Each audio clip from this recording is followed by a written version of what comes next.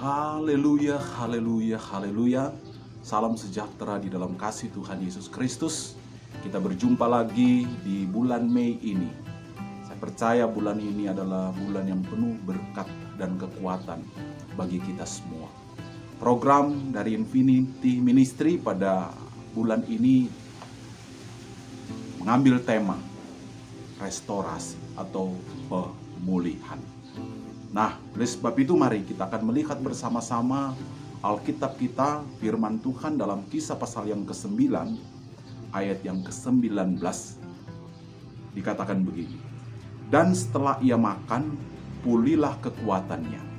Saulus tinggal beberapa hari bersama-sama dengan murid-murid di Damsyik." Saya akan memberi tema, dipulihkan untuk memulihkan. Tentu kita mengerti siapa Paulus. Dia adalah seorang yang begitu giat memburu orang-orang percaya sebelum dia bertobat, sebelum dia menjadi Paulus. Firman Tuhan mencatat kematian Stefanus pun ada Saulus yang menjadi saksi. Bagaimana gencarnya dia memburu orang-orang Kristen, orang-orang percaya ketika itu.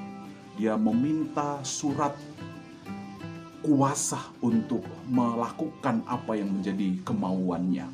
Ada banyak orang-orang Kristen di awal mula-mula mereka mengalami aniaya, dan Paulus adalah salah satu yang juga terlibat di dalamnya. Kita tentu tahu kehidupan Paulus yang sebelumnya. Dia tahu tentang Yesus, tetapi dia juga salah satu orang yang tidak percaya tentang Mesias itu. Tetapi kalau kita membaca Alkitab, saya percaya bahwa kita semua mengerti perjalanan Paulus. Kemudian Tuhan menangkap ketika pemburuannya ke Damsyik. Tuhan tangkap dia di sana. Tuhan datang dan berkata, "Saulus, Saulus, mengapa engkau menganiaya aku?" Kemudian inilah titik balik hidup Paulus. Dia tidak lagi menjadi Saulus, tapi dia menjadi Paulus. Artinya dulu dia berkobar-kobar menganiaya jemaat, umat-umat percaya, orang-orang Kristen.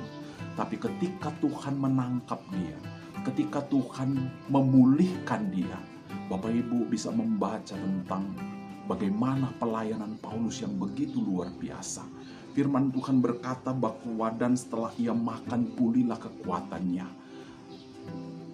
Ini bukan hanya bicara lahirianya yang dipulihkan, tetapi juga sebetulnya firman Tuhan sedang menjelaskan kepada kita bahwa rohaninya dipulihkan, hidupnya dipulihkan. Tuhan menangkap, memanggil dia untuk dipulihkan.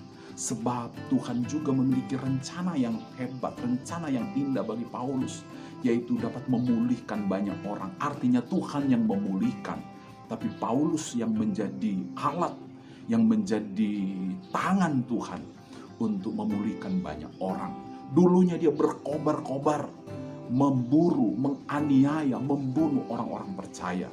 Tetapi ketika Tuhan memulihkan, ketika Tuhan menangkap, ketika Tuhan memanggil dia, dalam firman Tuhan memang bukan hanya fisiknya yang dipulihkan, karena waktu itu dia mengalami kebutaan ketika melihat kemuliaan Allah.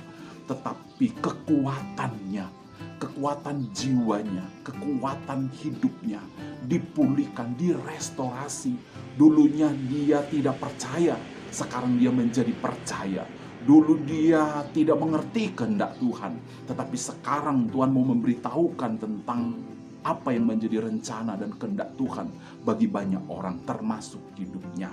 Dari sinilah kita belajar bahwa ketika Tuhan memulihkan seseorang, ketika Tuhan memanggil seseorang untuk percaya, untuk menjadikan dia Tuhan sebagai juru selamatnya, bahwa Tuhan juga punya rencana supaya kita menjadi alat Tuhan, menjadi anak Tuhan, hamba Tuhan yang juga dapat memberitakan kabar kebaikan.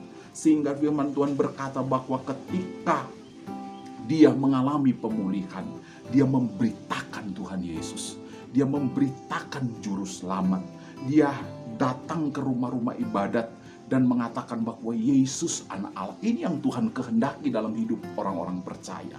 Kita tidak hanya sekedar menerima berkat besar di mana kita telah dipulihkan oleh Tuhan dan memang terus diperbaharui, terus dipulihkan dari waktu ke waktu. Tapi Dia mau kita juga merespon panggilannya untuk juga dapat memberitakan kabar baik kepada orang-orang yang hidupnya hancur, orang-orang yang gambar dirinya hancur, kemudian orang-orang yang juga telah mengalami kemunduran. Kita ditugaskan Tuhan sesuai dengan amanat agungnya, pergi beritakanlah Injil keselamatan, beritakan Injil kerajaan Allah. Barang siapa yang percaya dibaptis, ajarkan mereka melakukan segala sesuatu yang kuperintahkan kepadamu. Ini yang Tuhan inginkan. Sekali lagi, bahwa kita tidak hanya menerima pemulihan ketika Yesus datang mengampuni saya dan saudara, tetapi kita juga harus memiliki beban sama seperti Paulus.